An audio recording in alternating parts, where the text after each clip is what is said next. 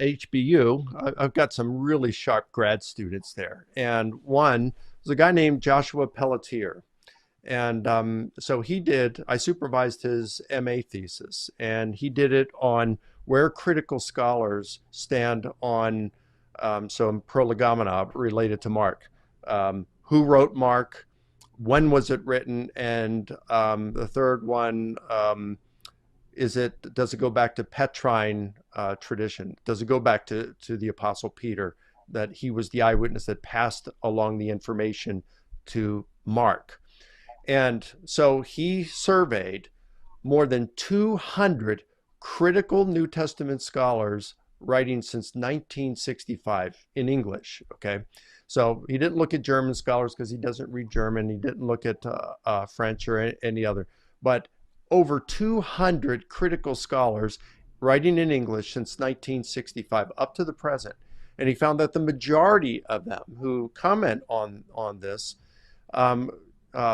think that Mark is the author of Gospel of Mark, and that his primary source was the Apostle Peter. And they also think that Mark wrote somewhere between the years 50 and 70. And you can narrow that further to between 65 and 70, the years 65 and 70. But the majority of those critical scholars who are discussing it in writing, in academic writings, are saying that Mark is the traditional authorship of the Gospel of Mark is correct.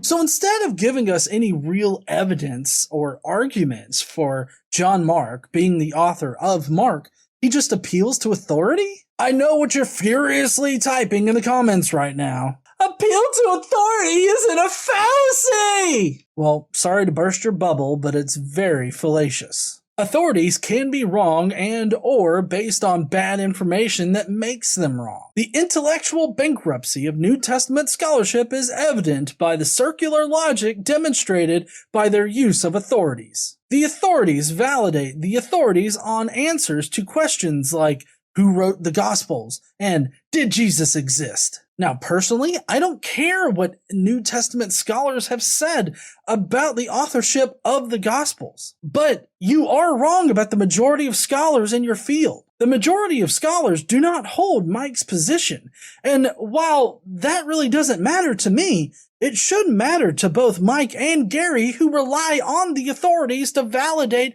their answers to these questions. Especially considering that they both use the authorities in order to validate that Jesus existed in history. And especially Gary, because he has that minimal facts approach to Jesus' resurrection in which he relies on the consensus of authorities in order to support his conclusion. Now, I get it. You probably want to hear this stuff from somebody who's got degrees in a field that would be directly related to the subject that we're talking about. In that case, I will present to you Bart Ehrman. Here's Bart in a debate with William Lane Craig in 2006 where he tells you the exact same thing. Bill makes dubious use of modern authorities. Bill constantly quotes modern scholars as if somehow that constitutes evidence for his point of view. As Bill himself knows, the fact that the majority of New Testament scholars would agree with his 4 points is not proof that they are right. For one thing, the majority of New Testament scholars are believers in the New Testament. That is, they're theologically committed to the text. So of course they agree on these points.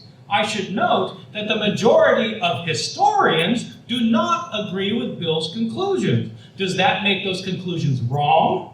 No, it simply means that his conclusions are not persuasive to most historians.